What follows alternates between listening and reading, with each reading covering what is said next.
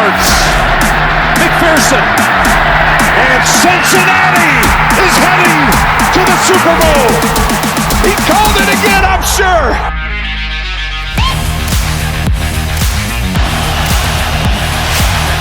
Garoppolo under pressure.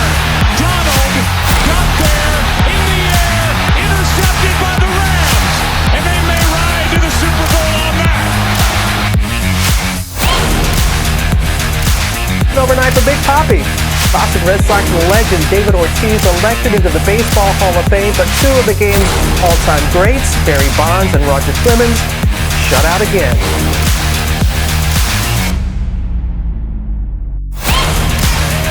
Quarterback Ben Roethlisberger retiring after 18 seasons in the NFL. Let's take a look at the all-star starters announced last night, starting with the East. Kevin Durant will be a captain as the lead vote getter alongside Giannis, Joel Embiid, Trae Young, and DeMar DeRozan. And then in the West, LeBron will be the captain, as he has been every year since the league changed the game format. And he's joined by Steph, Jokic, Andrew Wiggins, and John Morant.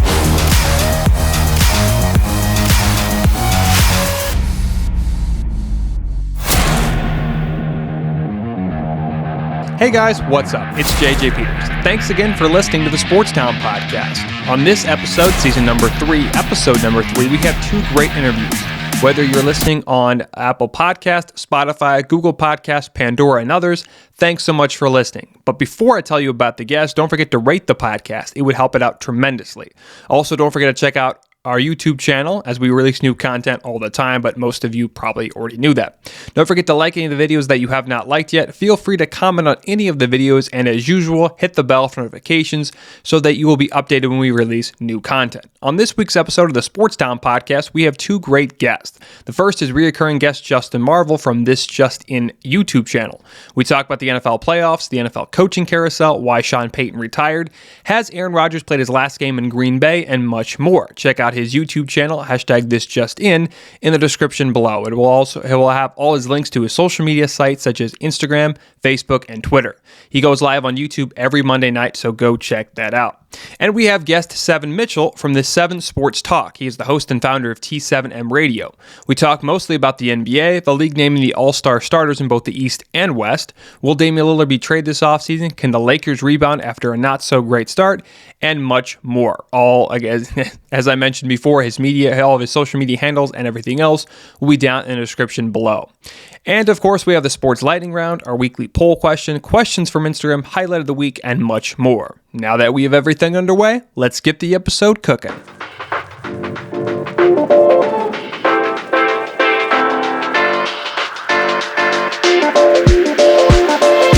Here we go.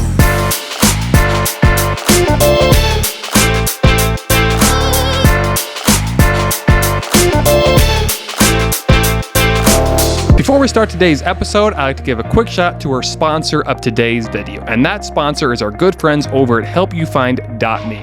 You're probably asking yourself, JJ, what is HelpYouFind.me? Well, I'll tell you what it is. Peter Sanchez, the founder, creator, and owner, was originally worried about his daughter and his mom always asking him for his travel details. HelpYouFind.me was initially created for collective peace of mind. 48 hours. These are the most critical moments to find you in the event of an emergency, or worse, waiting for the legal process to access your important history information, which can take up to weeks upon weeks upon weeks. With HelpYouFind.me, you have your own secure and encrypted digital If I Go Missing file that can give you your most trusted people access to virtual information much sooner than the authorities. Each person you share with that has its own access rules, and everything is completely encrypted. Not even HelpYouFind.me can access it. This puts you in total control of your data. You can also update your location, submit photos, screenshots, and post random information or notes on the go. It's as easy as texting with a friend. To find out more information, go to HelpYouFind.me. Also, don't forget to use the promo code down low in my description. If you use the promo code STP2021 to get 15% off your first order. Again, that promo code is STP2021 to get 15% off your first order. And go to, if you want more information, go to HelpYouFind.me. And again, I'll put the link down in the description down below. All right, let's get back to the show. Alrighty, it's time for a weekly poll question. And again, you can vote every week on Instagram, Twitter, and YouTube. And the first question, of course, as normal, we have 2 questions. The first one, do you agree with Andrew Wiggins being named an all-star starter? Well, it's an overwhelmingly no. All of you that voted said no, and I agree with you because in my opinion, Andrew Wiggins is good, but I don't know if he's a level of being even an all-star starter. So that's a little extreme, but I think because of all the injuries, he kind of had a clear path. And Andrew Wiggins is having a pretty good year, but I wouldn't say being named an all-star starter. But again, thanks for voting on that one. The next one is, if Aaron Rodgers gets traded this offseason, where is he going? And I gave you an option of the Broncos, Raiders, Steelers, Panthers, or Buccaneers. Well, a lot of you, and again, another clean sweep. Overwhelmingly, you guys said the Broncos. Now with Nathaniel Hackett, which we'll talk more about with Justin Marville from this Just In YouTube channel. Now that he's in Denver, well, a lot of people think that Rodgers is going to Denver. I don't think he's going to the Panthers or Steelers. He might go to the Steelers, but I don't think he's going to the Panthers and Buccaneers because those are both NFC teams. The Buccaneers, I think, will be looking for a quarterback because I don't think Blaine Gabbert and Kyle Trask are the answer, but you never know. But again, a clean sweep for the Broncos if Aaron Rodgers gets traded this offseason. Where is he going? And again, overwhelmingly, you guys said the Broncos. All right, again, thanks for voting. Again, you can vote every week on Instagram, Facebook, and YouTube. All right, let's get on to the next segment. This is the highlight of the week.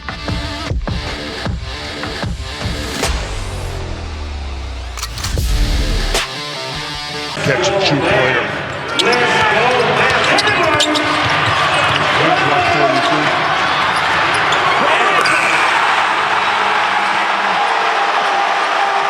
There was like no way that he was going to miss that shot. There was just not a chance in the world that he was going to miss that shot. Some stars are made and then others are born. And Luka is born to get down. What a shot from Luka Doncic as they defeated the Pacers 132-105 on, I believe it was Friday, and I think it was Friday night when they beat him. But again, Luka Doncic having a pretty solid year. I think he'll make the All-Star team. Of course, he's had some injuries and COVID problems, but again, what a shot by Luka Doncic as he's this week highlight of the week.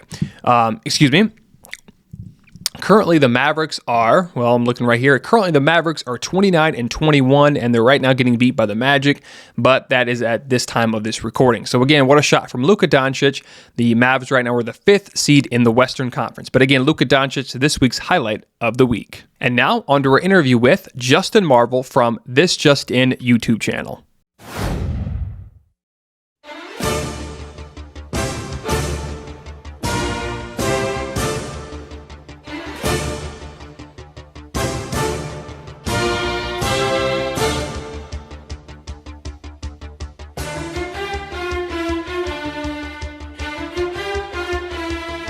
Alrighty, I am pleased to be joined by reoccurring guest Justin Marville from this Just In YouTube channel. Again, thanks for coming on short notice, Justin. Always a pleasure. We've worked before, and I was looking forward for my return to the show, so never worry. Alrighty, again, thanks for coming on. Again, channel and all the social media handles and stuff like that will be down in the description below. Before we start talking about the NFL, the playoffs, the coaching carousel, and a few other things related to the NFL, if you want to talk about your YouTube channel, I think most people know, but just in case, if you want to talk more about your YouTube channel and stuff like that. Nothing much to tell you other than if you want to find us, we're on most socials, #ThisJustIn. If you don't put in the hashtag, you may be taken to a lesser product of a Max Kellerman show over there on ESPN. Just joke, obviously. But yes, we're on every Monday night live on YouTube, 6 p.m. Central, 7 p.m. Eastern, 8 p.m. Eastern Caribbean time. And you can find us there on Monday nights. All right. Again, all the links will be down in the description below. All right, let's begin. Let's first talk about the playoffs. Of course, you know, you're a big Packers fan. They unfortunately fell short to the 49ers. The one thing I took away was the offense played all right, but the special teams, I think, kind of hurt him because, of course, Crosby had that missed field goal at the end of the first half. And then, of course, the blocked punt that resulted in a touchdown. But who do you think was most to blame for that game against the Niners on Saturday? So I know it is easy to point fingers at Aaron Rodgers, and please believe I'm not here to give him a free pass. You can't be the likely 4-time MVP and made this entire season about you, only scored 10 points at home, and then expect to avoid criticism. But You touched on it, JJ. The biggest problem on Saturday night was indeed the special teams, because all of San Fran's 13 points, you can point to a special teams blunder. The two glaring ones, as you mentioned just now, first, the field goal block at the end of the first half. That is 3 points. And then their only touchdown of the game came on a punt block with 5 minutes to go in the fourth quarter. That's a 10-point swing in a game that the Packers lose by 3. So I don't have to do the math for you there. And then when you look, there are two other special team blunders. Their first points on the game, those came directly after failed kick return coverage, because Deebo Samuel takes the opening third quarter kickoff right up to midfield, I believe, and that's 3 points. And then on their game-winning field goal again, the Packers only put 10 people on the field. No, I'm not telling you that if there are 11 people on the field that they block the field goal, but you sure as hell not going to block it with 10. So like all 13 of their points, you can point to a specific Packer special teams blunder. Yeah, and of course, Rodgers he didn't play the best. I mean, the first drive was great, and then now that was basically it for Green Bay. But yeah, special teams seemed to hurt Green Bay, especially in the postseason. Of course, what happened in Seattle, and there's a few other instances as well. And let's just continue with the Packers. Do you think that was Aaron Rodgers' last game as a Packer? Sorry to double back, but as we talked about it, I just want to close that part. Sorry. Yeah, special teams losing us a game should not have come as much of a surprise. You spoke about the Seattle situation, and I think Pro Football Focus and ESPN ranked us dead last in special teams throughout the entire season, and it was just one blunder after another under Mo Drayton. And the situation over the last 20 years, we have had problems with special teams to the point where before Maurice Drayton, I think the previous 7 special teams coaches have either been fired or forced into retirement. So it's clearly a problem at an organizational level. Now you asked me about the big elephant in the room. And yes, without a shadow of a doubt for me, I think Rodgers has played his last game in Green Bay.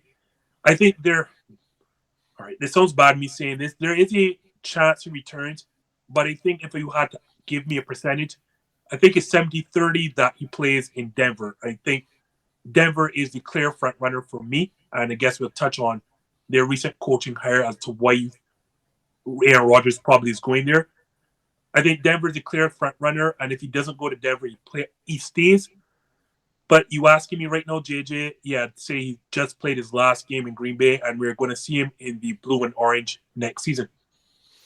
And there's another interesting thing, too, and it looks like Denver is going to get rid of Drew Lock. I don't think they're going to bring back Bridgewater, even though I think Bridgewater did an all right job in his first year in Denver. But if he doesn't go to Denver and say he doesn't return to Green Bay, who do you think do you think like the Raiders maybe, or I'm trying to think of a few teams. He's probably going to go to the AFC because the Packers aren't going to want to trade him to the NFC. Just look at how they handled the Brett Favre situation about 10, 12 years ago. But who do you think else could maybe land Rodgers outside of Denver? I can't see it, JJ. Maybe I'm being blinded. I know a lot of people point towards Pittsburgh because of the scenario they have there with the good head coach, with all the wide receiving options, the running back, and that great defense. The issue is, JJ, in sports, like anything else, it comes down to relationships. And I don't know what relationship Aaron Rodgers has within that building. I know he has one with Denver in terms of John Elway. I know, obviously, their head coach in our former offensive coordinator, Nathaniel Hackett. So that's a clear and easy push. But the real reason I don't know about anyone else, it comes down to draft capital. Like, teams don't trade players for players anymore. Like, those days are gone. It is about draft capital. And when I look at it, some place like Miami, who needs a quarterback, because I'm not a Tua Tagovailoa fan, but they just got rid of their draft capital to move back up to 6 in the last draft to take Jalen Waddle, was it? Mm-hmm. So their draft capital is kind of gone. It just really makes sense if Denver. I don't know, maybe Las Vegas, but again, Derek Carr has proven that he is, capable, a competent quarterback. Maybe not good enough to contend with the Patrick Mahomes and Justin Herbert in that division. But again, when you look at Denver's scenario, I think they have 5 picks within the first 3 rounds of the next draft and $48 million of cap space. Rodgers just slides right into that. Head coach Nathaniel Hackett that he absolutely loves from his time in Green Bay. He has a personal relationship with John Elway. JJ, I honestly do not see any other destination than Denver. What did you think about the Broncos hiring Nathaniel Hackett? Were you a little surprised, or I kind of knew Nathaniel Hackett would probably get a job, but what did you think about the? Well, first thing, and this is not just his time in Green Bay, but there's an interesting article, I can't remember where I found it, of Nathaniel Hackett's time wherever he goes. He is a different human being, to say the least. So he's very upbeat. He's a player's coach. Wherever he goes, from Syracuse to Jacksonville, wherever he goes, he turns around the organization. At least he helps to turn around the organization. So I knew he was going to get a job. And again, we had a draft special on hashtag this just in, and I told people from then that Aaron was going to Denver. So getting Nathaniel Hackett, because he was not the only Green Bay assistant that Denver interviewed. I'm almost certain that they interviewed Lugetzky, who is our current quarterbacks coach as well. So the offensive mind that Nathaniel Hackett has been, on top of that, he's a player's coach and who's known for turning around franchises wherever he goes. It only made sense for Denver, if indeed that they believe they're going to get Aaron Rodgers, that you hire an offensive mind like Nathaniel Hackett and one who clearly has a rapport with the quarterback that you're going after. And say the Broncos do end up getting Aaron Rodgers, and they're probably going to have to give up a lot of draft picks. But let's just say they go ahead and make the trade. How well do you think Denver will do, and do you think they'll even win the division? Or do you think they'll even win the division with them being in the same division as Patrick Mahomes and Justin Herbert and Derek Carr? I don't know if they win the division, but I know they'll be extremely competitive, simply because I think there's a stat I saw out there. Denver had a top 5 scoring defense this season. And I think they're the first team to have a defense ranked that highly and miss the playoffs. I think they are truly a quarterback away from contending for a Super Bowl and putting Aaron Rodgers there. I know the division is tough with Patrick Mahomes, with Justin Herbert, but this is a team that was 1 or 2 games away from making the playoffs with substandard quarterback play from Teddy Bridgewater and Drew Lock all season. You put a first ballot Hall of Famer with the weapons they already have on offense with Jerry Jeudy and Cortland Sutton, Javonte Williams, Noah Fant. I think Noah Fant is just waiting to break out at that tight end position. You have Nathaniel Hackett as that offensive mind who will make that offense should I say, and then that top 5 scoring defense as I talk about. I don't see how they are not immediate contenders the moment that Rodgers touches space in Mile High. Yeah, it's going to be, that division is already tough. I guess the Chargers, the playoffs, so you had 2 teams, but there's a chance that they could have all 4 teams in the division next year with 3 wildcard teams and, of course, a team who wins the division. But let's now go back to the playoffs. Of course, there's another game that happened on Saturday between the Bengals and Titans. The Bengals come away with the win. In my opinion, the Bengals are about 2 or 3 years ahead of schedule. I didn't even think they were going to make the playoffs, and to be in the AFC Championship, pretty impressive. But what did you take away from that game? And, what happened to Tennessee there at the end? First thing, I think a lot of people don't realize Cincinnati is an underrated run defense. That's very good. And unfortunately, Derek Carr was coming off of almost 2 or 3, over 2 months of injury. So you're not going to get prime Derek. You're not going to get prime Derek Henry. That being said, as much as Derek Henry was coming off of injury, I think Tennessee made the mistake of putting the ball in Ryan Tannehill's hands 1 too many times and made him pay. I think he had 3 interceptions in that game. That is not how that offense is built. The offense is basically hand the ball off, and anything that Ryan Tannehill does in terms of passing has to come on naked bootlegs, has to come on play action. Because when you're asking Ryan Tannehill to do too much, especially in a playoff game, then you're going to see the results. And I think they were competent quarterback play away from being again in the AFC title game in a rematch once again with the Kansas City Chiefs. On the flip side, I just love these Bengals. Like, someone needs to tell them you're not supposed to be here. They're playing with house money, and it is almost like they don't understand the situation that they're in. Like, Joe Burrow plays fearlessly. He was sacked 9 times and still keep getting up, still kept going. Their rookie kicker, McPherson, the reports are just before he kicked that game-winning field goal, he was walking past Joe Burrow, and it's a 52-yarder, and he looks at Joe and says, I guess we're going to the AFC Championship game. This is the biggest kick of your entire career as a rookie, and you have the balls of steel to make that comment and feel no pressure. I absolutely love this squad, and all of their players are 25 and younger, 25 years old, younger, from Joe Burrow to Jamar Chase to Joe Mixon to T. Higgins to there's another wide receiver, Boyd, I'm missing. This team is going to be around for a very, very long time. I think experience is going to play a part in that AFC Championship game because obviously this is the 4th straight AFC Championship game, but don't rule out these Bengals. And I think it was the game was tied. I think there was like 7 or 8 minutes left to go in the 4th quarter, and I think it was 4th and 1 from the Bengals, 36 or 30. It was somewhere around the 30-yard line. They decided to go for it, and I can't remember if they I think they tried to quarterback sneak it despite having Derrick Henry. What did you think about that call at the end? Because I think if they would have got the first down there, they probably would have ended up winning the game. But what did you think about that overall call? Again, it's just weird that you're putting the ball in Ryan Tannehill's hands just a bit too much. I understand that Derrick Henry was coming off a long injury and a very serious one with his foot, but it just doesn't make any sense. At the end of the day, the best player on the field is indeed Derrick Henry. And if you're going to go for that call, I always believe, JJ, in players over plays. So if you're going to run something in that situation, it has to be in the best player's hands, and that is Derrick Henry and not Ryan Tannehill. Yeah, despite Derrick Henry having pretty much only playing with one foot because he had something on his injured foot or whatever, which is crazy, and he was still playing through it. But I don't know. The Titans, I think they blew a chance. Tannehill's interception at the end didn't help much, but I think Tannehill's poor play really put them out of the game and the reason why the Bengals are in. And of course, the defense played well. They sacked Joe Burrow, 9 times, which I think was a playoff record, or at least tied a playoff record or something like that. So I don't know. It was crazy. All right, let's go to the Rams and Buccaneers game.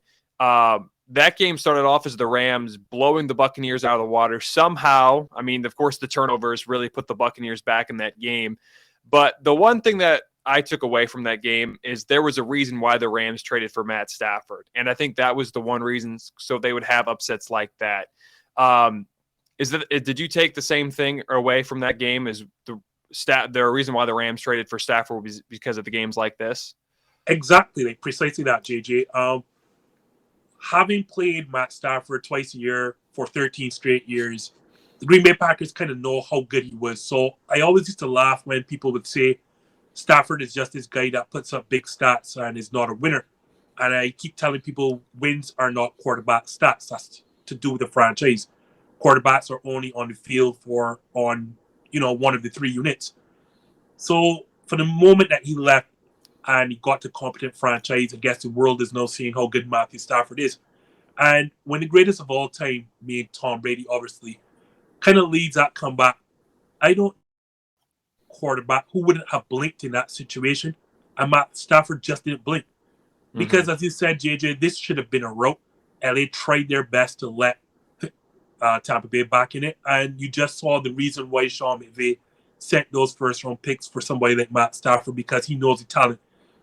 Because there is no way that Jared Goff completes those 2 passes to Cooper Kupp in that situation, and Sean McVay saw enough and knew this is the guy that I needed to put me over the hump.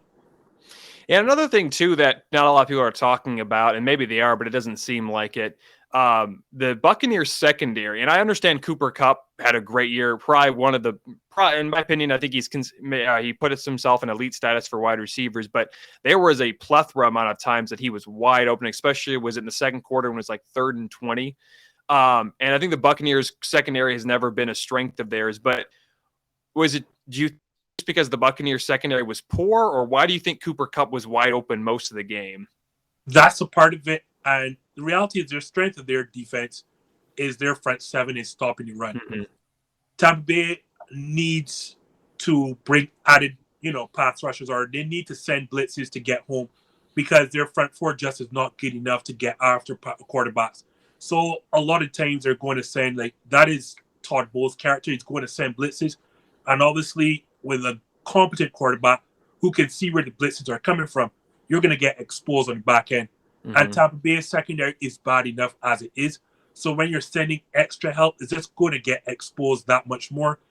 It's twofold, as I said. The secondary is not great. And their front seven is good at stopping the run, but their front four, they're just don't generate enough pressure without bringing help. Yeah, I mean, I agree there. And that was one of the big reasons why they won the Super Bowl last year was the secondary wasn't the best, but they were able to put on so much pass rush. And it was just, that was how last year was. Also, were you surprised that Brady didn't get a lot of calls his way and he actually got, I think, a personal foul call? I mean, were you surprised by that? I was surprised it wasn't called, but I wasn't shocked that the penalty that came after the reaction, I think he was just letting his emotions boil over at the point the game was getting kind of out of hand and getting away from Tampa Bay. I'm surprised at no call with the high hit from I want to say Von Miller. I wasn't surprised though at the call that for Brady basically abusing the ref. Yeah, and it was kind of surprised too to see him have a broken lip or a bleedy lip, or his lip was bleeding there in the second quarter. So I don't know. I'm used to Tom Brady always getting his way most of the time. So to see that was really surprising. Let's jump on to the Bills and Chiefs game. A lot of people are considering it the greatest of all time. The Bills played well, but they gave the Chiefs too much time, and it's kind of crazy that 13 seconds is too much time, but. Did you think that was one of the greatest playoff games ever? I've seen a ton of them. I won't expose my age right now, but I've seen, Elway and Favre. I've seen Montana and, Marino. I've seen a ton of playoff football, and I can't, in recent memory, remember a playoff game this great because both quarterbacks played so 8 touchdowns between the two, absolutely no interceptions, and both Mahomes and Josh Allen led their respective teams in rushing, and it was just I want to say 25 points were scored in the last 2 minutes of regulation. And then you have, as you just mentioned, the Chiefs going down the field in 13 seconds to get a game-time field goal at the end of regulation and then winning it in overtime. I am not sure I have seen a playoff game better than this, and I have seen my fair share. Yeah, it was crazy to see how at the end, I think it was the last play before they kicked the field goal, how open Travis Kelce got. And I don't know if that was another defensive error or something like that, but it was crazy how the best tight end, and according to Dan Orlovsky of ESPN, the greatest player outside of Patrick Mahomes, but he was wide open. I think that was a huge part. And I think they said before or after the game, Travis Kelce didn't want to run the route, and Mahomes told him to run it. But that's another crazy thing. Another thing as well, they were going over the game, or after the game, they were talking about it. Should they change the overtime rules to where, because technically both teams still get a chance if the, but do you think they should do more like college, or do you think they should just keep the overtime rules the way they are? I'm an older person, so I kind of have no problem with the current overtime rules. I understand the situation. Josh Allen was playing so well, so everyone is overreacting now because they want to see a situation where Josh Allen potentially could, match what Patrick Mahomes did. But we have to remember, there are two teams on the field at all times, and you can't say on one hand that Buffalo has the top-rated defense in the league and also the top-rated pass defense in the league, and then still allow not only the 13 seconds at the end of regulation, but let Patrick Mahomes go down the field and score to win the game. At some point, somebody has to play defense. I mean, I know we want to see offense. I know we want to see points. That's the entertainment-driven part of the league. But at the end of the day, there are two sides of the field on the field at all times. And if you have the best rated defense, at some point in the game, it's going to have to come through. And this is not a good look for somebody like Leslie Frazier, who is currently interviewing for a lot of head coach jobs. Like, I think you mentioned the Travis Kelce situation. Again, I say players over plays. If someone's going to beat you, it can't be the two obvious in Travis Kelce and Tyreek Hill. I know you're in a prevent defense, but part of that problem was you're taking away the sidelines. And that was crazy because Kansas City has timeouts anyway. So there's no need to take away the sideline because they're going to just stop the clock with a timeout as we saw. So you make sure Tyreek Hill doesn't beat you, make sure Travis Kelce doesn't beat you, and you take away the end zone. And if, for whatever reason, Pringle gets a catch, if Mecole Hardman gets something, then you live with it and say, well, at least I took away the two obvious threats. Yeah, I think the same thing. I think the overtime rule now was kind of confusing because it was originally just sudden death. Whoever scored first, even if a field goal would end the game. And I think they probably should go back to that. But, I mean, there's no really way to change it because if you go the overtime rule in college, which is basically I think the first two tries you start from the 25 and then you basically start from the 2-yard line after that, which that could be pretty much be never ending. So especially the way Mahomes and Allen were playing. So I don't know if that's exactly a great way to change that. And as you mentioned about never ending, there's a point a lot of people don't factor in, and it's player safety. Mm-hmm. At what point do we start to care about these players? We push for additional games. So now we have an 18-week season. We push for an additional playoff game. So now, all of a sudden, now we talk about player safety, but yet we want essentially an extra period of football. It has to stop at some stage, and we have to actually care and stop pretending that player safety is not an issue. Yeah, I too. And it's like I think the way they should just keep it the same way because it's just going to get more confusing. And I don't think there's any really right way to go into or to change the overtime rules. All right. So, of course, we got some big games this week. The championship week, of course, the Rams, Niners. We have the Chiefs and sorry about that. We have the AFC championship game. You're good. That between the Chiefs and Bengals and the Rams and Niners. Who do you like? Let's just start with the AFC. Who do you like, the Chiefs or Bengals? I don't know. Because the last time these two teams played, and I think that was week 17 with a lot on the line for both teams. And this is not like when Kansas City was struggling early in the season. Like they were on an 8-game winning streak, I want to say. They played an extremely clean game. Patrick Mahomes and the entire offense did not turn over the ball once. They held Joe Mixon under 50 yards, and they still lost. Mm-hmm. Granted, that's on the road, and Jamar Chase had a historic day. I don't expect Jamar Chase to have a historic day again, but in taking away Jamar Chase again, you're leaving yourself open to T. Higgins, who had, I think, about 1,100 yards on the season, and also Boyd. I'm going to still take Kansas City. They're at home. This is their 4th straight AFC championship game. The players have been there, done that. They have the experience of the coaching in terms of Andy Reid, Eric Bieniemy, Steve Spagnuolo, Travis Kelce, Patrick Mahomes, Tyreek Hill have all been there, done that. And it showed up in the Bills game, in that divisional game, because when the points mattered most, they never flinched and they were prepared for the moment. I know it sounds cliche. I will take the experience of the Chiefs. I'm going to say 34-31 in another nail biter. Yeah, I'm just going to take the experience of the Chiefs here. Yeah, it's hard to get a bet against the Chiefs. It's not like where it's like with Brady, you can't ever bet against Brady, but I think we're getting to that point where we can't really bet on Mahomes, or we can't really bet against Mahomes. And I think Mahomes has only lost twice, and both times to Brady. So I could see this game being close in the first 3 quarters, but the experience, as you just mentioned, is going to be a huge reason why I think the Chiefs are going to win. And I could see it like the Chiefs and Titans when they played the championship game 2 years ago. The Titans had that historic run where they beat the Patriots, they beat the Ravens, but at the end of the day, they just didn't have enough to beat the Chiefs. And I could see that happening as well. So I could see the game being it's probably going to be high scoring, like 41-31, but a close 41-31. So I just think, like I said, as you mentioned, experience is going to be really big. And especially it being it's hard to win on the road in the NFL, but especially in Arrowhead, the loudest stadium in football, that's going to be hard as well. And then, of course, the other game between the Rams and Niners, it's interesting.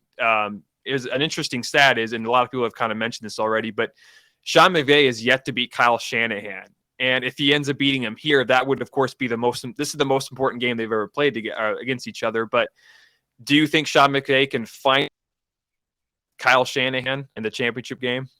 And it's weird because the two are very, very great friends, and they learned their offense from Kyle's dad during their time in Washington, and then also under, I want to say, Gary Kubiak in the Texans.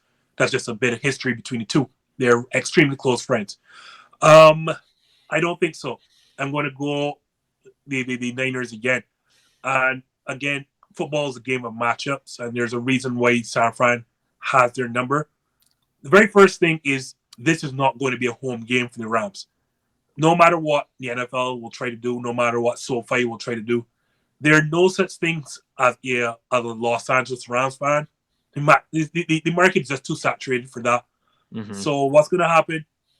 San Francisco 49ers are just going to buy up all the tickets, and it will feel like a 49er home game. That's one.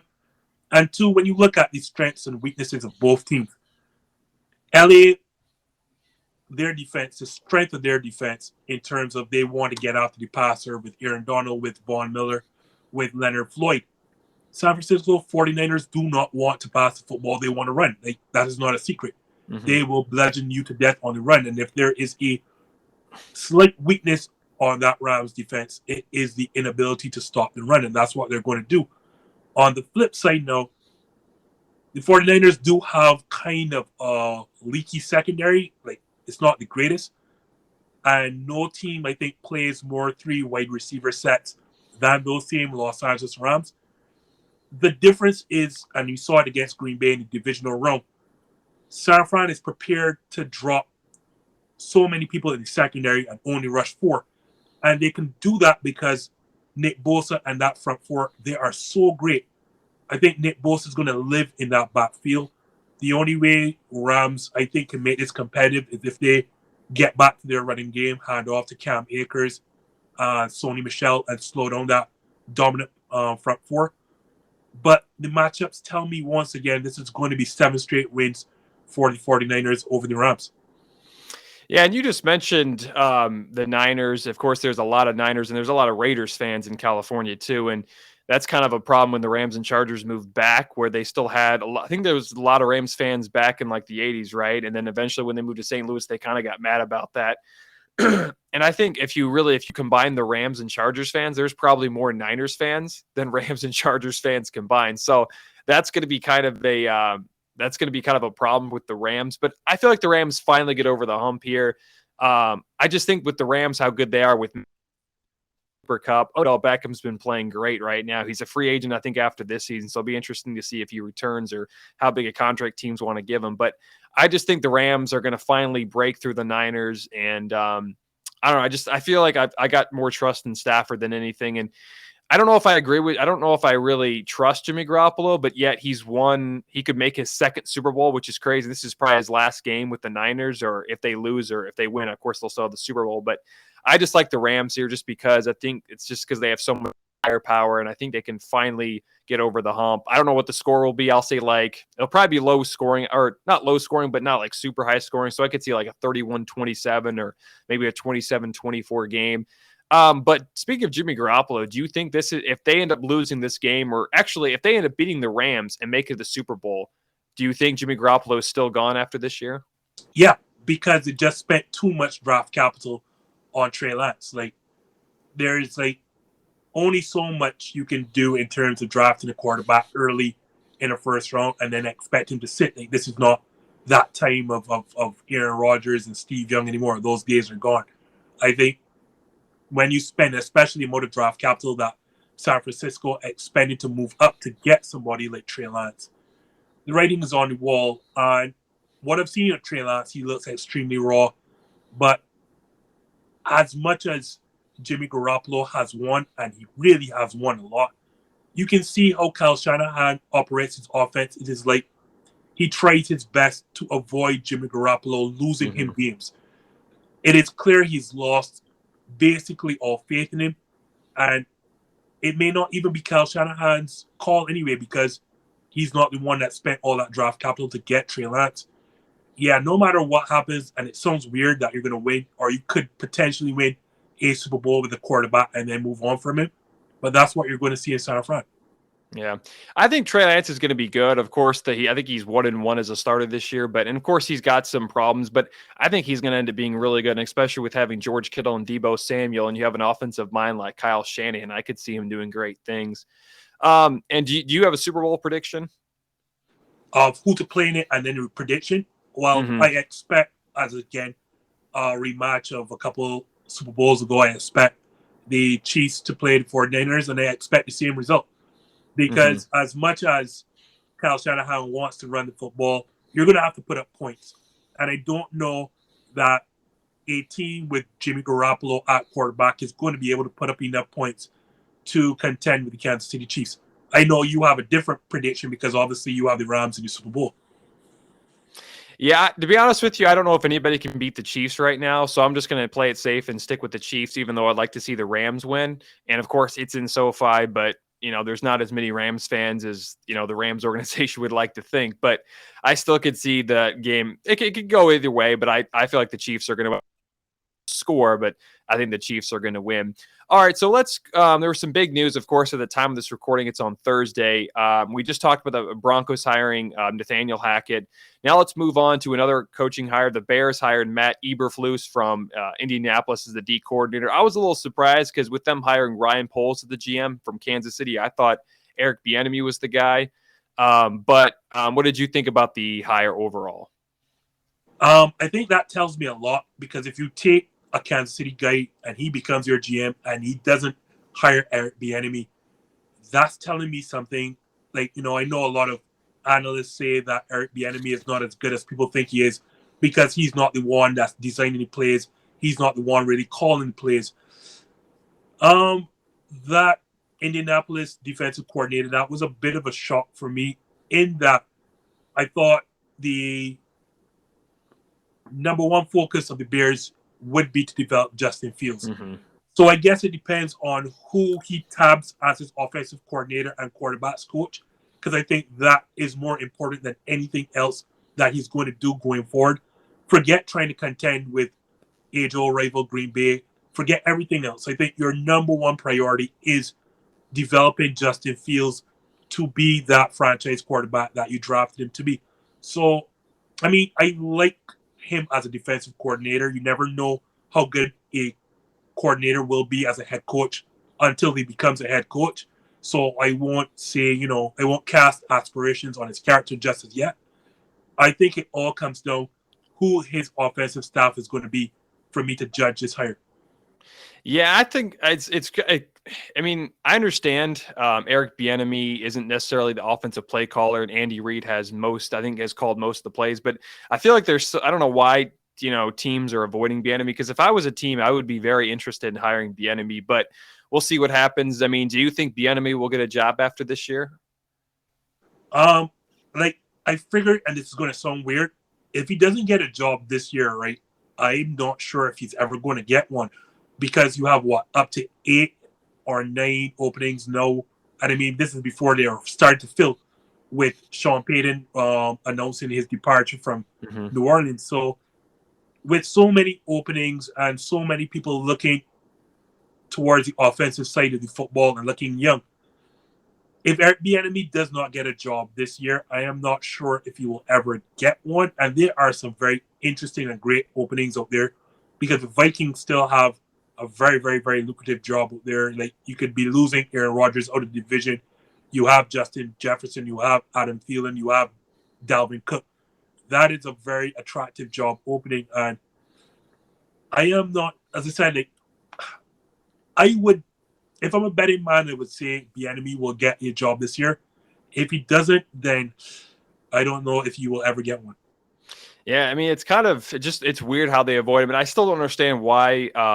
I still don't understand why owners always want to look at Patriots assistants, because let's be honest, they never work outside of maybe Mike Vrabel, and even Brian Flores, who had some success, was still got the axe. So I don't really they go after Patriots assistants, but the track record is not good for Patriots assistants. So, and I was a little surprised too that the Bears hired Eberflus, because I thought they should develop Justin Fields, who kind of didn't have a great rookie year at all. He really struggled. But yeah, it's a little surprising. I guess we'll see what happens because sometimes defensive coordinators can turn out to be really good coaches.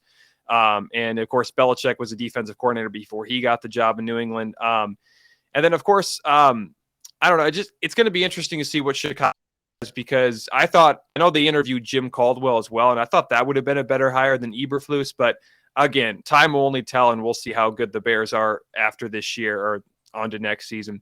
Another hiring that happened was I think technically the Jags haven't officially hired him yet, but it looks like they're going to go ahead and hire Byron Leftwich, and it looks like Trent Baalke too is out, even though he's not officially out. But if the Jags do officially hire Leftwich, how do you think that will go? Because he's a former quarterback. Of course, Trevor Lawrence, who also struggled as a quarterback. How well do you think it'll go, and do you think Leftwich and Trevor Lawrence will end up having a good relationship, or how well do you think he'll do in Jacksonville? I like the hire, like you're bringing somebody back who understands the area, who understands the organization, because as you know, Byron Leftwich was a quarterback that led that organization to some playoff runs. So I like the hire, but I've come to understand now, watching enough football, that these hires don't make any difference unless the organization itself changes above him. And it is clear that Jacksonville, like, that's a state of disarray. Mm-hmm. Like, I know a lot of people want to point fingers at Urban Meyer, but Urban Meyer didn't hire himself. And I'm looking at Shad Khan with a very, very weird eye, because despite all of the issues with with Urban Meyer, and they're well publicized, Shad Khan still decided to bring him in the building. And they've made so many bad decisions since making that AFC title game that I thought they should have won. Like, the world knew Blake Bortles was not good, and yet still they gave him that huge contract extension. And then they just needed to blow it all up, and then all these players have since gone on to other places and shown. Like, I like the hire of Byron Leftwich. I think he is a great offensive mind. I think he can adapt. You see, he had his offensive play style, and it still adapted to what Brady wanted, and they were able to win a Super Bowl together. So I like coaches like that who can adapt to what they have on their roster instead of just saying, this is what I do, so you have to follow what I do. And he's a quarterback. The fan base love him. He understands the organization. He understands the city. I don't think you could have found a better hire than this. But the success of him, the success of Trevor Lawrence is going to go past those two men. It really starts with Shad Khan, and I have no faith in the direction of that organization and the man.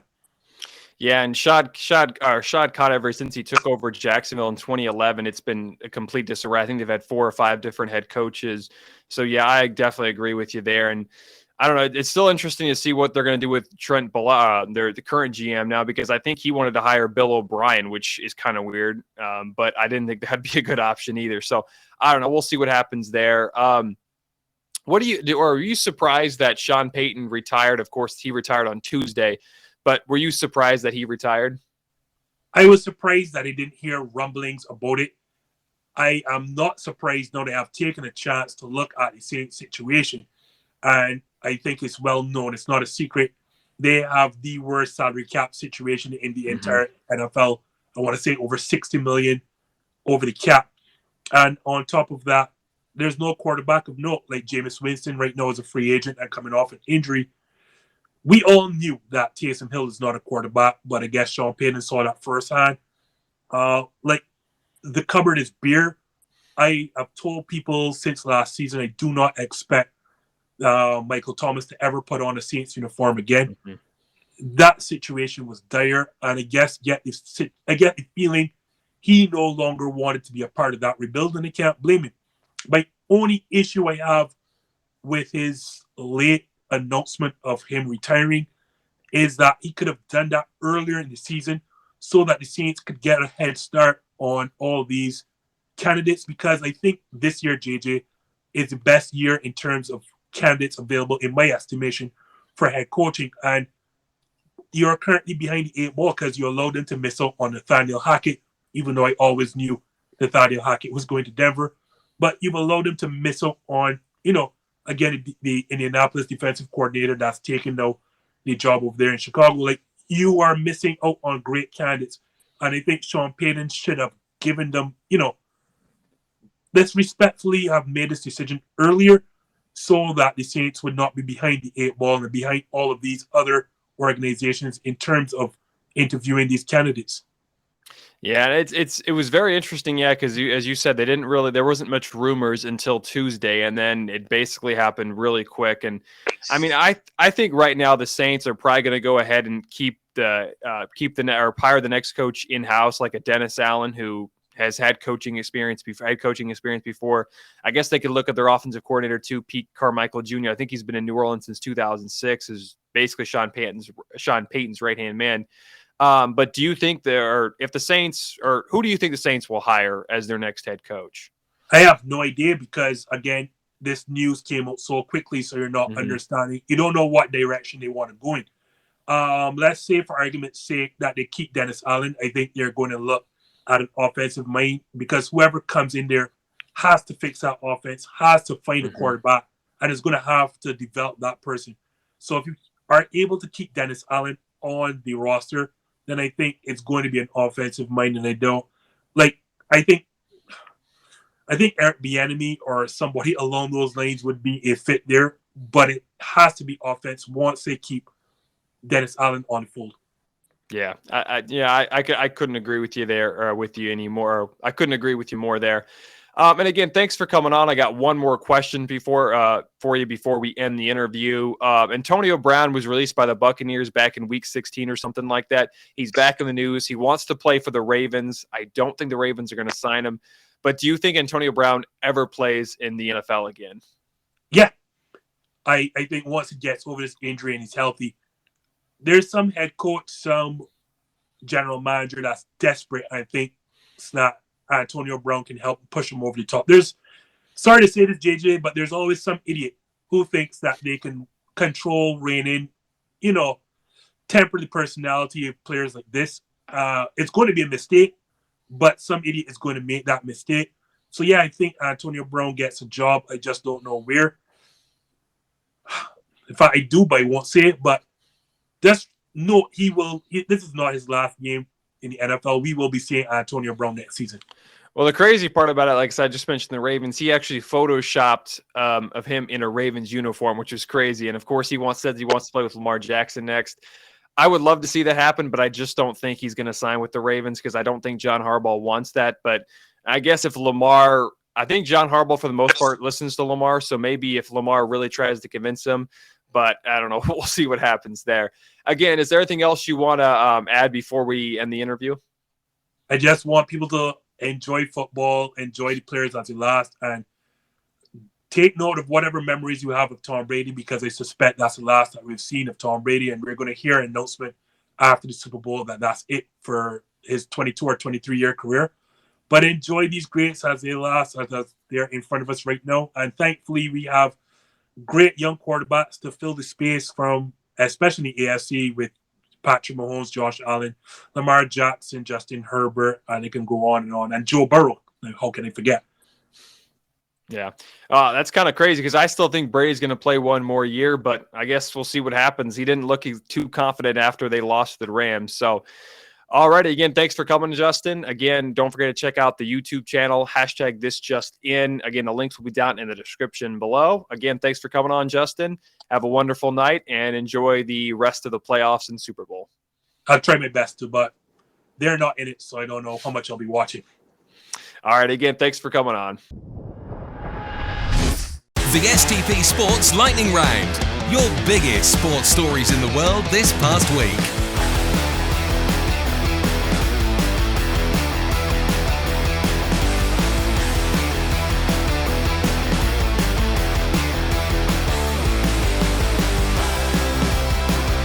Legendary college basketball announcer Dick Vitale is stepping away from the broadcast booth for the remainder of the season. He is doing better, but believes he will still need surgery in the near future. This is what Vitale told ESPN on Monday. "My throat condition is clearly moving in the right direction, and my doctor is very optimistic that can be successfully treated to have me strong for the 2022/2023 season."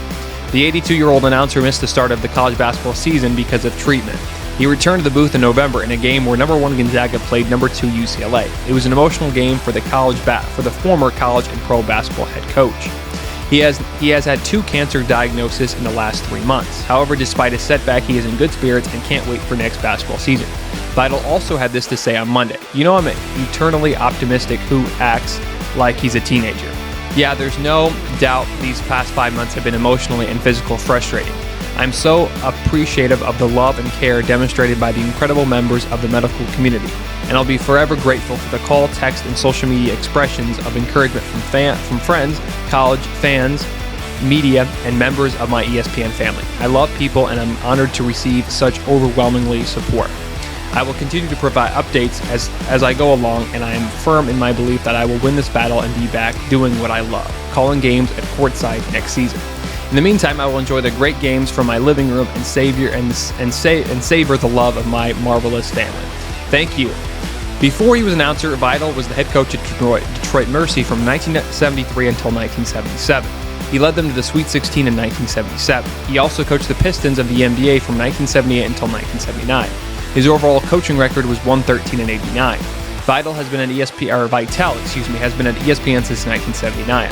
He is one of the most beloved broadcasters in all of sports, and especially in college basketball. Future Hall of Fame quarterback Ben Roethlisberger is officially retired. The Steelers quarterback announced his retirement from football on Thursday. Big Ben is retired at the age of 39. He played 18 seasons in Pittsburgh and won 2 Super Bowls. During his time in the Steel City, he made 6 Pro Bowls, won the 2004 NFL Offensive Rookie of the Year, and was a 2-time passing leader in the league. Roethlisberger played 249 regular season games and 23 postseason games. He made 3 Super Bowls and won 2 of them. The Miami, Ohio product beat the Seahawks in Super Bowl 40 and the Cardinals in 43. He also made it to Super Bowl 45 versus the Packers, but came up short and lost 31-25. Currently, Roethlisberger sits at 5th for the most passing yards in league history with 64,088 yards.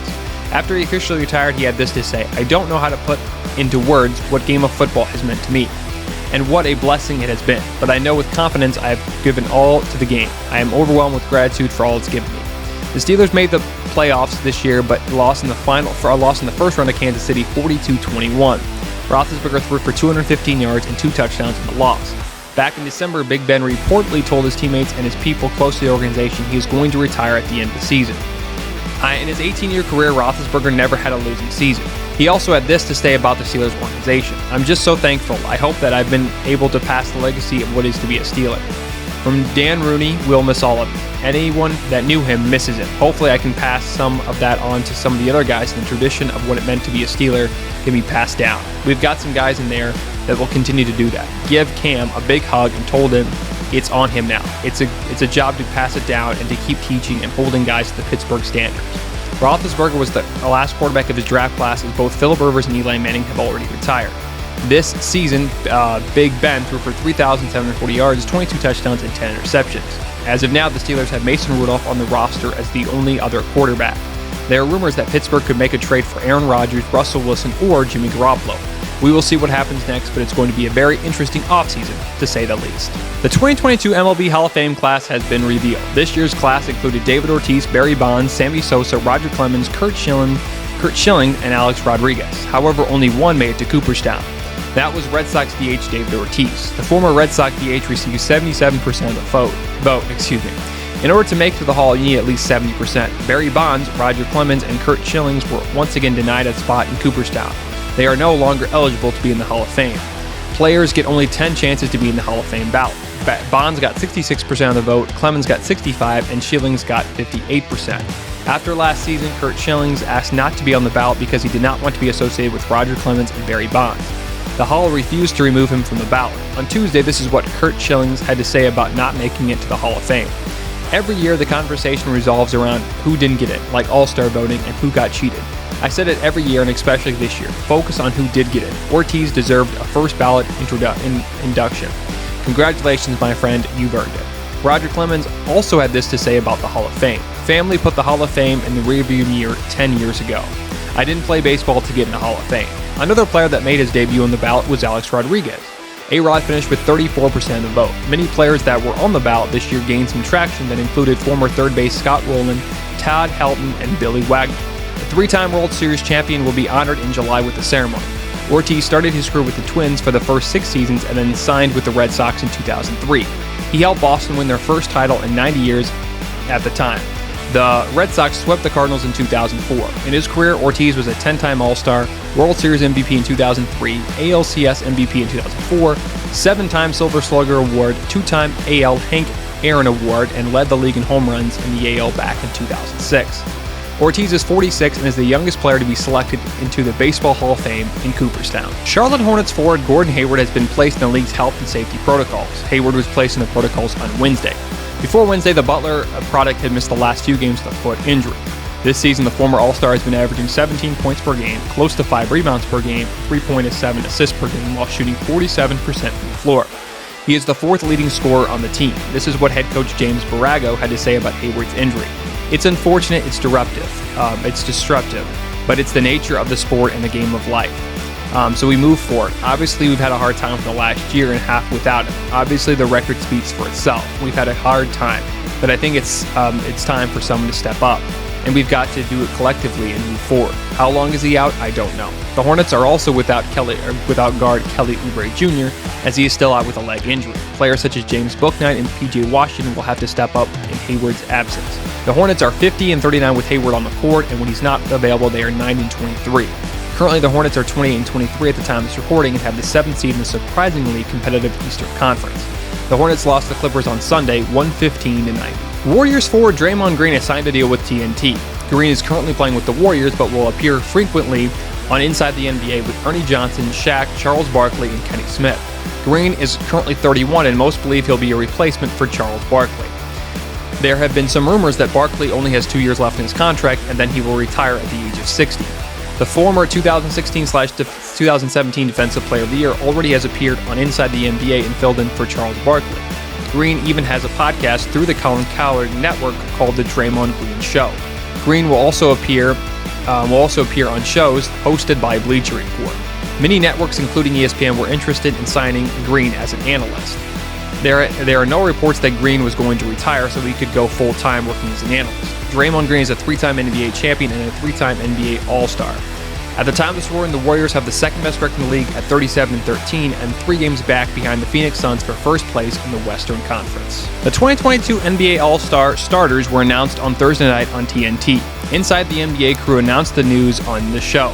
Both the East and West were selected, and the All-Star game will be on February 20th on TNT. For the 4th straight year, it will be captained by the 2 top vote getters instead of the usual East and West format. For the West starters, Warriors Steph Curry, Grizzlies Ja Morant, Warriors Andrew Wiggins, Lakers LeBron James, and Nuggets Nikola Vucevic. For the East starters, Hawks Trae Young, Bulls DeMar DeRozan, Nets Kevin Durant, Bucks Giannis Antetokounmpo, and Sixers Joel Embiid. Many fans were upset that Andrew Wiggins got to start over Suns guard Devin Booker. There was also some people that were stunned not to see Zach LaVine in the starting lineup. Lakers forward LeBron James just made his 18th All-Star appearance, while Kevin Durant just made his 12th. The 2-time league MVP Steph Curry is now playing in his 7th All-Star game. Andrew Wiggins and Ja Morant just made their 1st All-Star game. The captains will most likely be LeBron James and Kevin Durant for the 3rd straight year. The only other times that Kevin Durant wasn't the captain was the first 2 years as Steph Curry and Giannis Antetokounmpo were the captains. On February 10th, there will be an All-Star draft. The All-Star break begins on February 18th.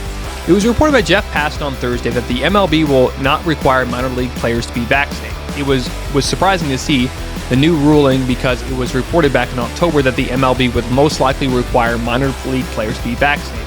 The MLBPA does not represent the minor league players, so that's why many of the players not in the MLB can sign deals through stoppages like blackouts.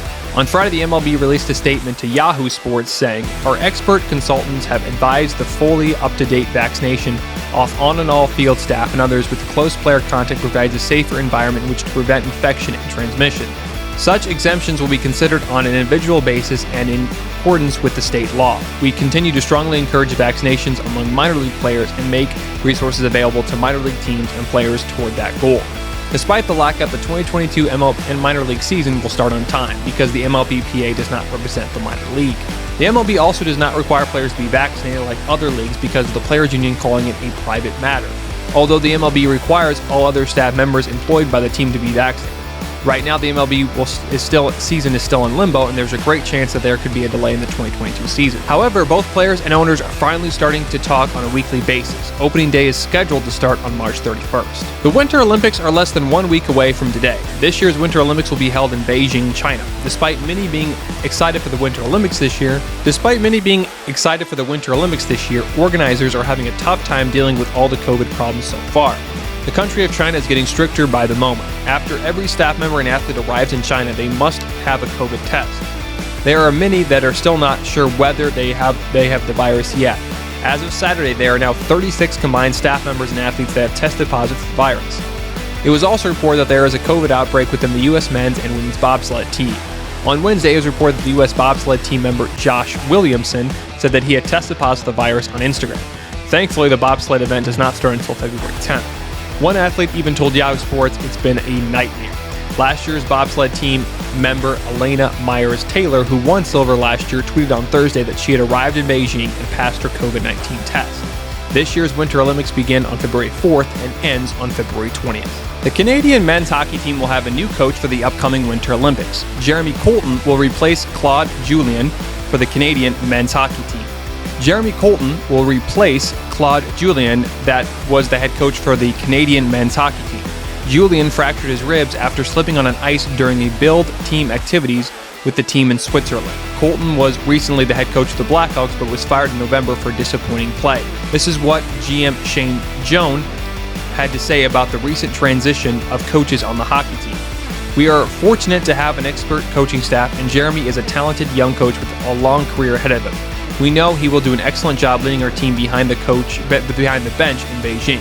While we're excited for Jeremy to take on this challenge, we know Claude will be supporting us every step of the way, and we wish him a speedy recovery. After being named the head coach, this is what he had to say. While it was difficult to fill in for a coach that has a pedigree like Claude Julien, I am honored to be considered the person to lead Canada's men's Olympic team as head coach. We have a very close-knit, experienced coaching staff that has gained a lot of knowledge from Claude in our short time together, and I know our staff will continue to support each other as we look to achieve our goal of winning an Olympic gold medal. The Winter Olympics begins on February 4th. Canada's first game of the Olympics is versus Germany on February 10th. Former Super Bowl winning head coach Brian Billick has accepted a job at Arizona State. Billick will now be the senior advisor to Coach Herm Edwards at Arizona State. Billick coached the Ravens from 1999 until 2007. He helped them win a Super Bowl in 2000 for the first time in franchise history at the time. In Baltimore, Brian Billick went 80-64 during his 10 years as the head coach for the Ravens. Before he was the head coach for Baltimore, he was a special assistant/offensive coordinator for Minnesota. He was the tight ends coach in 1993 before becoming the team's offensive coordinator in 1994. In 1999, the Baltimore Ravens hired him, and at the time, he was the second head coach in franchise history. After leaving Baltimore in 2007, he was an analyst for Fox Sports and NFL Network. In 2006, he led the Ravens to a 13-3 season before they were knocked out by the Indianapolis Colts in the divisional round. After being hired by Arizona State, this is what the former NFL head coach had to say about Herm Edwards. I've known Coach Edwards for over 40 years, and both Ray Anderson and Marvin Lewis for almost that long. I was working the Bowl 2 weeks ago with Mike Smith, and Arizona State reached out to me at the time. I really enjoyed tapping into players there and helping them highlight their abilities. They proposed this opportunity to me to have another set of eyes working at and evaluating Sun Devil football, and I thought it was the right time for me to make this move. I love what they are doing in Arizona State. It's all about structure in the NFL, and hopefully that's what I can bring to the table at Arizona State. Last season, the Sun Devils finished the year 8-5 and lost to Wisconsin in the Las Vegas Bowl. The Arizona State football program is in some hot water right now as they were hosting recruits on campus during recruiting dead periods.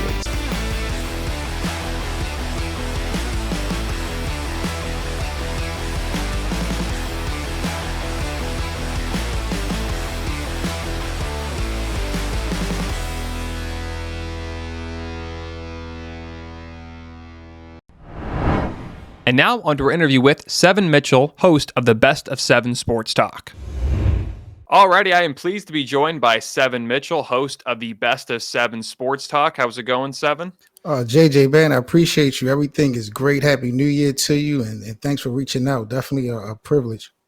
Yeah, no problem. Again, it was kind of a late notice, so that's my bad. But again, thanks for coming on and squeezing in an interview here. So again, before we talk about the NBA, before we talk about all that stuff, if you want to talk about your podcast /YouTube channel, If you want to talk more about that before we talk more about the NBA.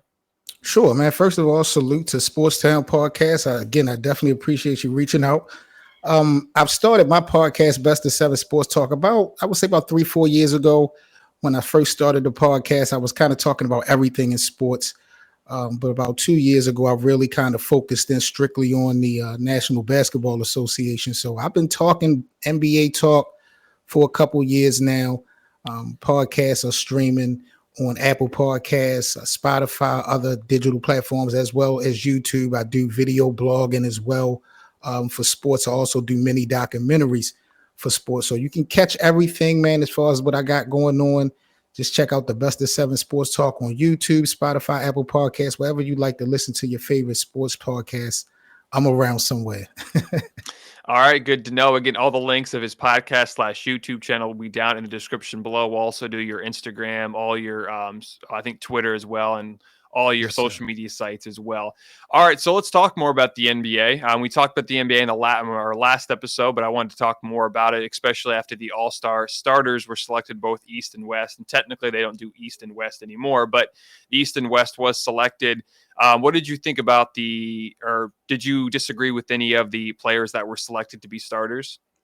I wouldn't say disagree. I would say more or less shocked. I know the biggest name that's been talked about with this whole scenario has been Andrew Wiggins, but I wouldn't say disappointed at all.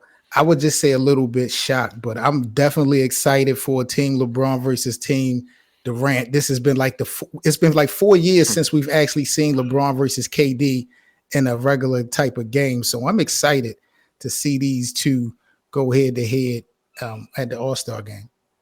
Yeah, another player that they were talking about, and I was really surprised that Wiggins got selected. I'll have to check his stats, but I didn't know he had that great of a year. But of course, there's been a lot of injuries too, so that helped as well. But what do you about a guy like Devin Booker? Do you think he got snubbed about not getting in the starting lineup? And again, the Suns right now have the best record in the NBA, but did you think Booker got snubbed? Yeah, when you look at what you have in front of you, if you want to just go name for name, I would personally have put Devin Booker before Andrew Wiggins. Mm-hmm. But when you have Ja Morant and Steph Curry playing your guard positions on that All-Star team, I mean, you really can't go wrong. So it's really just a gift and a curse. But personally, if we just talking about names, I would definitely have Devin starting over Wiggins. But as far as the position, I like Ja and Steph starting this thing off. Mm-hmm. I think Devin will still get his run, though. Yeah, and another thing, too, about the East is, of course, Zach LaVine did get in the starting lineup, and he'll definitely make the All-Star team. But I was a little surprised he didn't or Trae Young made it over him, and I think right now the Hawks are like the 12th seed. Yes. But what did you think about that? The East, man, Trae Young, I mean, he's hot, mm-hmm. Ice Trae. So I think that he's pretty much set a standard that, they can't play really, really bad. But if Atlanta's playing mediocre basketball, Trae Young's name is still going to be in the conversation when we're talking about All-Star Weekend. Like, he's just that good. And you look at all the other point guards in the Eastern Conference, he definitely matches up.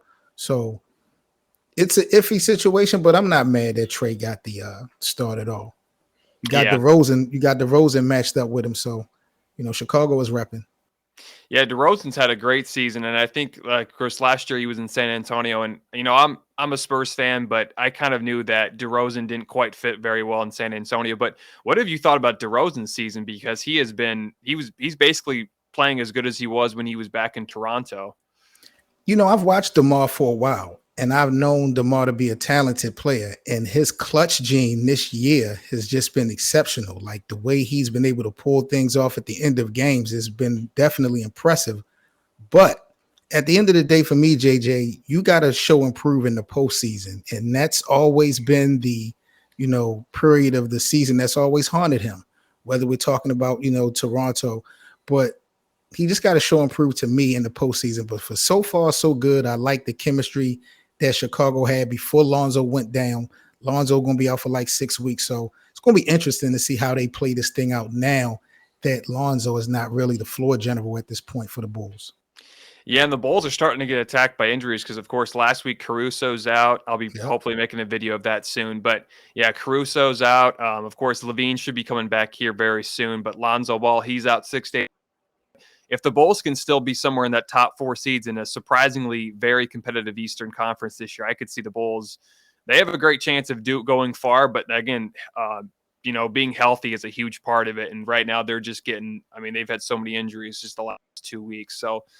So we'll see what happens there with the Bulls. The Lakers have the Lakers have been iffy this year, and I mean, they'll probably make the playoffs right now. I think they're the 7th seed, so they would still technically play in the play-in game. But how far do you think the Lakers can go there? Knocked out in the first round again, or what do you think about the Lakers' postseason chances this year? As you get to know me, JJ, you'll get to know that I'm a LeBron fanatic. So I'm always going to, we talk about projection, I'm going to go way off the cuff. I'm always going to say that LeBron is going to take us to the promised land. So I'm never going to cut the LeBron short. I'm never going to count the Lakers out. We have had a roller coaster season, definitely. But if we can make it into the playoffs, I really think the Lakers will be dangerous because they've had so many ups and down moments this season that could break a lot of teams. So if they're able to pull it together and get into the postseason run with a healthy AD, the way LeBron's playing in year 19, and if Russ can kind of chill with the turnovers, I like my big 3 against anybody in the Western Conference. I'm not going to lie. Well, another thing about the Lakers, too, they got to get Davis healthy, and I think he just returned as well. He just returned, but if Anthony Davis can stay healthy, the Lakers will definitely be, in my opinion, a contender. But, again, they got to stay healthy because, again, Davis the last 2 years, he has just not been able to stay on the court because he's been hurt all the time. So that's another big reason why I think the Lakers haven't exactly done great the last year and a half. But and then of course you got the elephant in the room, JJ, with Frank Vogel. Like the big question was he going to survive this current road trip that they were on? Like, I'm just not sold on Frank Vogel leading this team anywhere anymore. I know he got the championship back in 2020 in the bubble with the Lakers, but I just think a change needs to be made in the coaching department when it comes to LA. I'm not putting all the blame on Frank Vogel, but some of the decisions that needed to be made, it just took them too long to get them done. And, I just feel like they got to shake it up, but they're not going to be able to get rid of Russell Westbrook. No one's going to take Russ in the trade head up. So you got to change something. I'm starting with Frankie Vogel. Yeah, we talked about this in our last episode about Vogel, getting the axe this season if the Lakers continue just to be mediocre or just above average. But if the Lakers say they decide to part ways with Vogel in the middle of the season, do you think like David Fizdale is technically the top assistant? Do you think he would be a better coach than Vogel? Or what do you think about if the Lakers decide to part ways with Vogel? I'm going to be honest. I'm not sold on the production of David Fizdale because when Frank Vogel was out this season, I think David Fizdale, when he substituted, I think he was like 1-4, 1-5 for the years. Like, he did not do well as far as results as a coach. We know what happened in New York. I feel like he kind of got shortchanged in New York, so I wouldn't automatically say things would get better having David Fizdale at the hand. But JJ, something has to change. You know what I mean? Like the chemistry project that they've tried to create, it's just not going to work. They have to find a way to do something, and All-Star break is coming. They got to change it up. Yeah, and of course, I think, too, it doesn't necessarily help that the Lakers don't have a young team. They have more of an older team, and I think that kind of hurts the Lakers as well. But I don't know. We still got a lot of the season left to go, at least half the year left, and even more now because the All-Star game is in front of their, week or two. So speaking of the All-Star game, and technically the trade deadline, I think, is right after the All-Star game. But do you see any big-time trades happening before the deadline approaches? I'm going to be honest, man. I don't think no one's going to pick up Ben Simmons. Yeah. Sacramento, I think at the end of the day, they are talking about trades. Buddy Hield, they did decide that they're going to keep De'Aaron Fox. I think they're just going to try it. I think Sacramento is going to be still. I don't think there's going to be any big significant moves. We might got a couple key pieces that may help a couple teams in the playoffs as far as role players. But as far as the big names that we've talked about in the first half of the season, I really don't think nothing is going to get done. I don't think Westbrook is going anywhere. John Wall might be stuck in Houston. Like I said, Ben Simmons, I don't see anyone really going to trade for him straight up. A lot of teams are declining offers for Ben Simmons. Sacramento just announced today that they are declining their trade offer on Ben Simmons. They're not interested. So we might see one or two little surprising moves, JJ. But at the end of the day, I think teams are surprisingly conditioned to go into the second half of the season the same way they started the first half, at least with personnel. Yeah, and John Wall's another interesting name. As you just mentioned, Ben Simmons. I don't even know if he's going to play at all this year. And again, not a lot of teams really want Ben Simmons because with what he did, what his performance was last year, and it just, I don't know, that's kind of a whole mess there. And I think the Sixers want a little too much for him. But the Kings, I thought, would have made a lot of sense because you could have a guy like, I think you keep De'Aaron Fox because I think he's your best player, but then maybe like a Buddy Hield. There'd be a few other players, but I think Sacramento would be a great place for Simmons. And plus, not a lot of people watch the Kings, and I think that would be kind of he wouldn't have as much pressure, and plus Sacramento's not as big of a city as Philly. So I just thought Ben Simmons would have worked really well in Sacramento. Did you have anything to add to that? What did you think, JJ, about the reports of a possible Ben Simmons trade to Brooklyn for James Harden? There's talks that James Harden is considering a different location. We know the relationship James had with Sixers GM Daryl Morey back in Houston when he played with the Rockets. There's talks about that type of trade going down. And, Kyrie, we know the situation with Kyrie. How realistic do you think a James Harden, Ben Simmons trade could be? I heard a little bit of that, but I just don't think that's going to happen. Like, if I'm the Nets, I understand James Harden isn't having the greatest season. I think he's a free agent this season, right?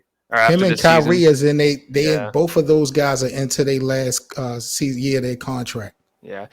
Even if I was Brooklyn, I don't think I would pull it because, Ben Simmons, he would have less pressure because he wouldn't have to be the number one or number two guy. He'd be probably with the number two or number three because you got Durant at number one. But if I was Brooklyn, I would just keep the way that things are. I wouldn't really risk it. Would you? Or what do you think? Or what would you do if you were Brooklyn or Philly at this point?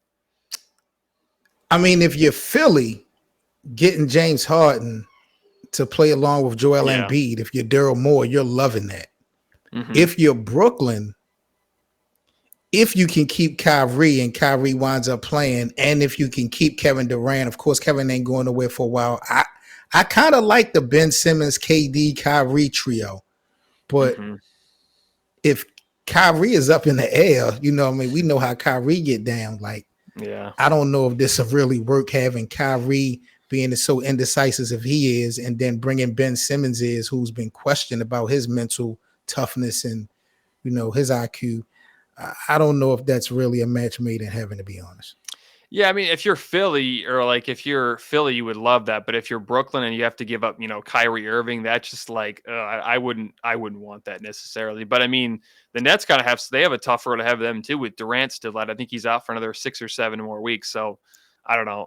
I just, like I said, if I was Brooklyn, I wouldn't pull the trade. But I mean, Philly, as you mentioned, would love it. Yeah, but again, I don't know. Speaking of Kyrie Irving, there was possibly, I thought that the Nets, if they make it far in the playoffs, which I think they're going to, I heard rumors, and this has been a week or two, but there was reports that they possibly would pay Kyrie Irving's fine if he played home games. But what do you think? Do you think Kyrie Irving will actually play home games this year if he remains unvaccinated? First of all, if I'm not mistaken, they can do that now. Kyrie, if I'm not mistaken, is eligible technically to play home games now if Brooklyn is willing to pay the fines now. Mm-hmm. And that's not happening. And that's one of the reasons why James Harden is unhappy. But to answer your question, I mean, if they're going to pay the fines, then of course, Kyrie is going to play and will want to play. But if they don't, I mean, Kyrie has already pretty much won. Brooklyn crawled back to Kyrie. They said they didn't want a part-time player, and they kind of crawled back, and because of injuries and COVID and things like that, they wound up needing him. So now Kyrie is able to play ball, and he's still not vaccinated. So, he still won his argument. I don't know really what his focus is, but if they're going to pay, of course, I think Kyrie will play. But if they don't, I don't think it's no sweat off a Kyrie bag, to be honest.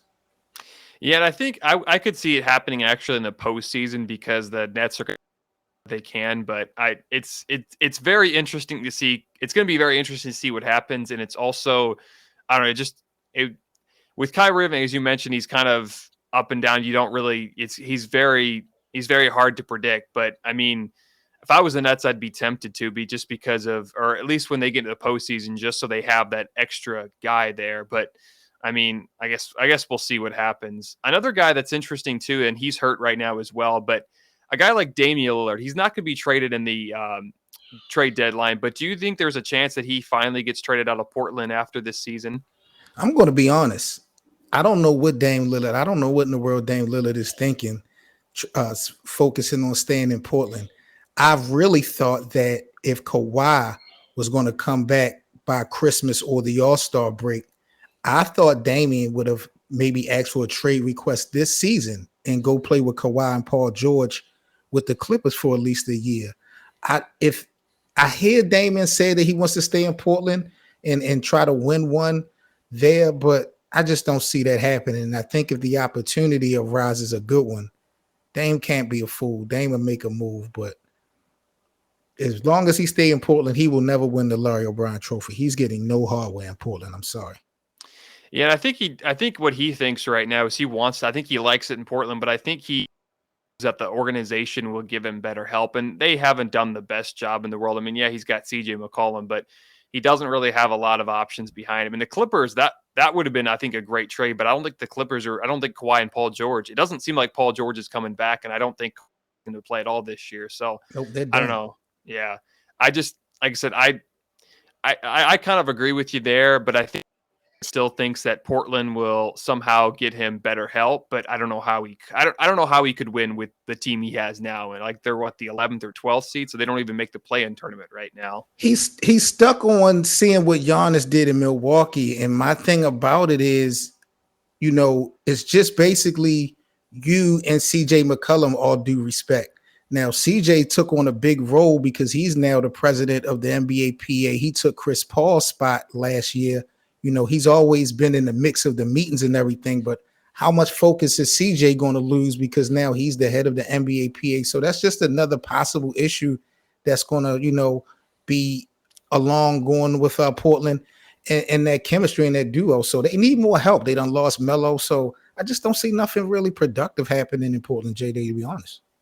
Yeah, that's a good point too, that you think that, Lillard's kind of still stuck, kind of thinks what he thinks he can do what Giannis did in Milwaukee. But I thought before the Bucks traded for Drew Holiday, this is like a year, I guess it's been about 2 years now, that I thought, Dame Lillard getting traded to Milwaukee would have made the most sense. But, that's not happening anymore now. But I don't know. I would love to see Lillard with the contender because, in my opinion, I think he's the best point guard in the league because, Curry's a great shooter and everything, but I think Lillard's a better overall player. But, okay. I mean, we'll see what happens there. So, again, another thing I've kind of wondered, and we talked about this last week as well, who do you have as the MVP if the season ended today?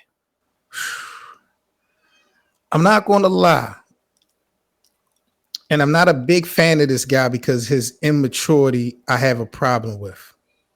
But Joel Embiid for the Philadelphia 76ers, the way he's been playing, the drama that team has dealt with Ben Simmons ever since the offseason, I think he's really stepped it up and he's making the team look good. He looks good. He's healthy.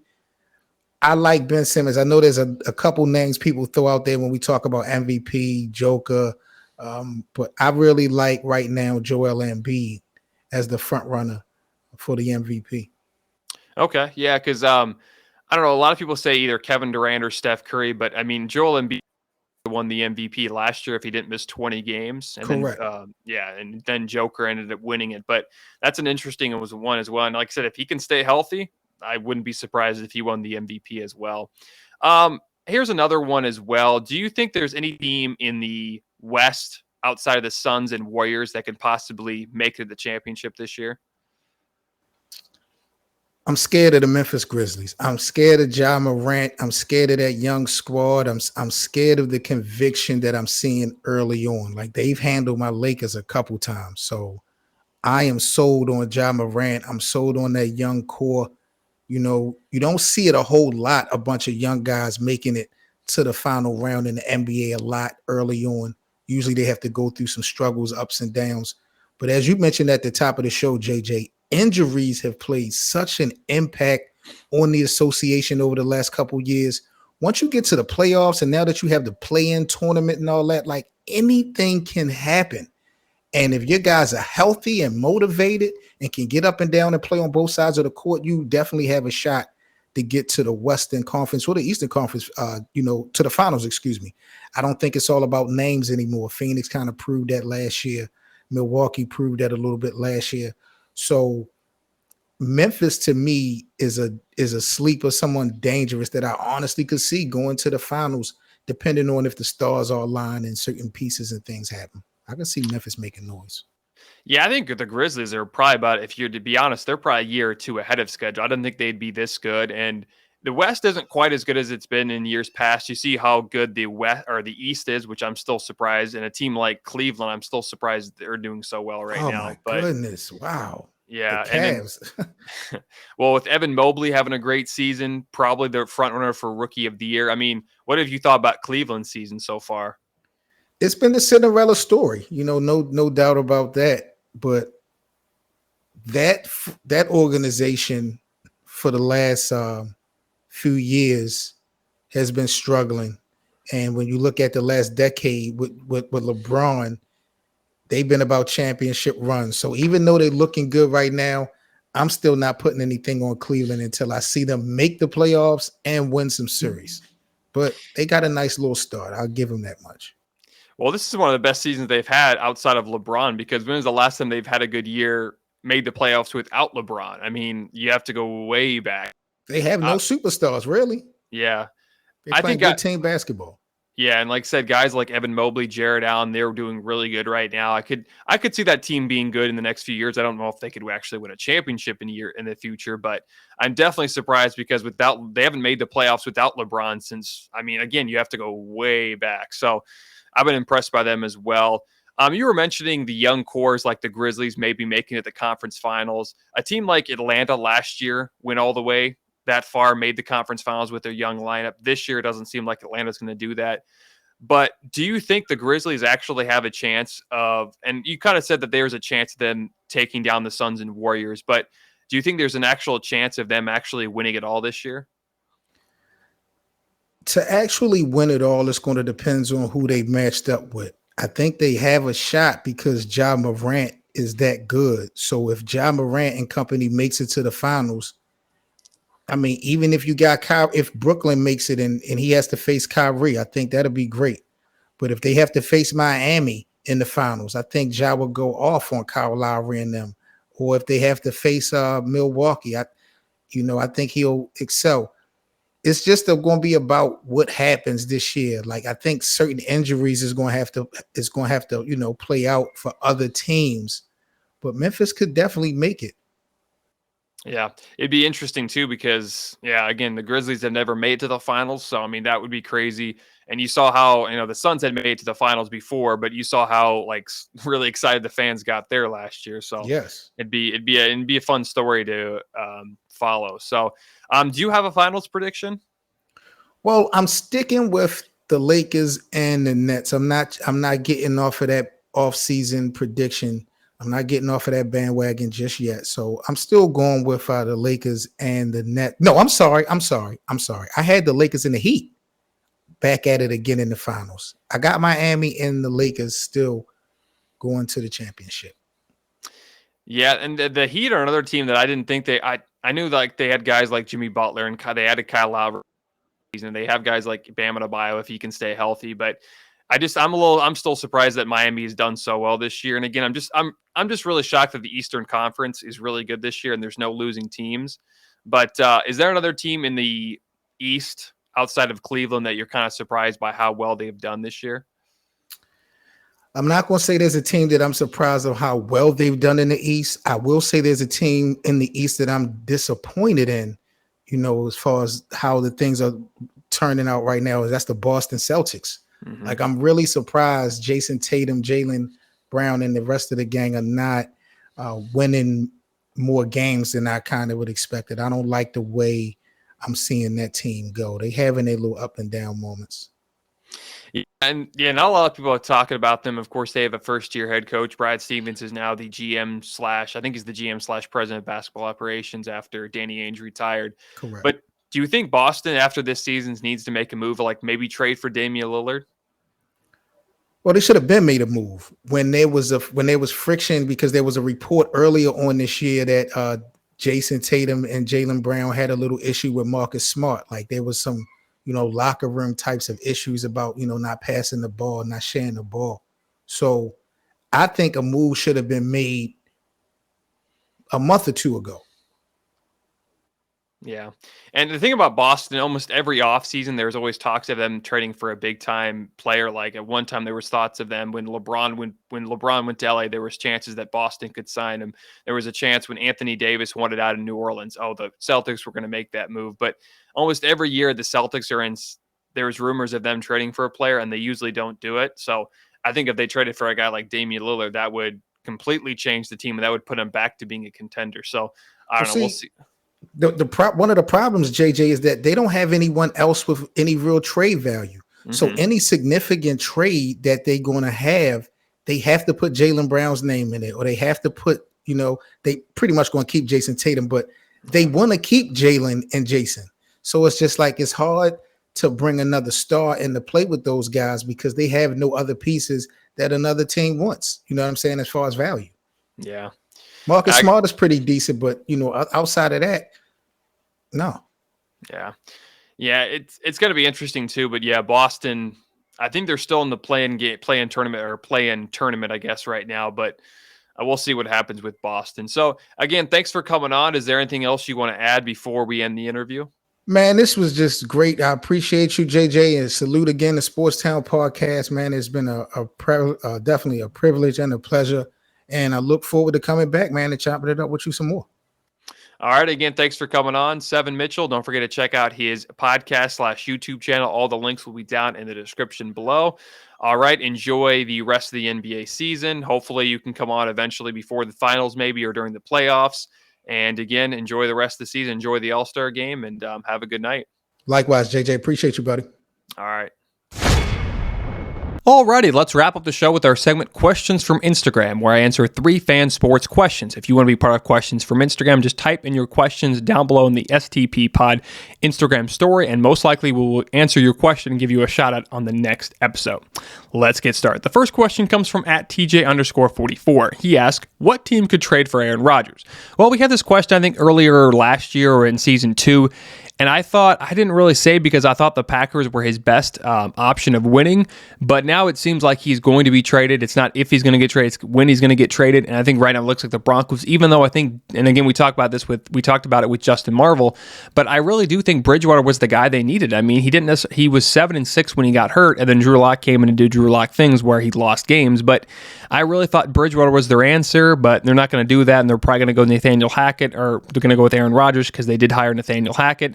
But again, I think they're making a big mistake, but I think he's going to end up either in Denver. I don't think he's going to end up in Pittsburgh. He definitely won't go to the NFC because just look what happened with Brett Favre. He was traded instead he wanted to go to Tampa, but instead he was traded to the Jets. But again, thanks for the question @TJ_44. The next question comes from @FanOfSports. Now he's a double dipper. He's been on a few times asking questions, and his question is, how many more MVPs will Giannis win? Well, he's got 2 right now, and he has a great chance of winning another one. Now, right now, a lot of people are saying Kevin Durant, but now he's hurt. That might take him out of the MVP race. Some people are saying Steph Curry. Some even thought about Jokic or Joel Embiid winning it. But again, I think Giannis could win at least 1 or 2 more. Some people, again, are saying that he should win this year. We'll see. We still got a second half of basketball left to be played. And even though postseason doesn't matter, sometimes they do kind of put the postseason in there, which is wrong because that's the finals MVP, not just the league MVP. But again, I could see him winning at least 1 more. But again, thanks for the question @FanOfSports. The third and last question comes from @Taylor_Moore. She asked, do you think there's a chance that Oliveira fights fights Poirier again this year. Absolutely. Last episode we talked about Kyle Hoffman, and he thought maybe there's a chance of fighting Conor McGregor once he gets healthy, just because Dana White wants that money. But there's a great chance he could fight again. I think maybe at the end of the year. Probably won't be until next year. I don't know why I said the end of the year. It's probably going to be next year, because I think Oliveira's kind of probably fight at least either Justin Gaethje or Conor McGregor next. But I do think they will fight again sometime in the near future. All right, again, thanks for the question at Taylor_Moore. All righty, thanks for the questions. And don't forget, if you want to be part of questions from Instagram, just type in your sports question in the STP pod story, and most likely I will answer your question and give you a shout out on the next episode.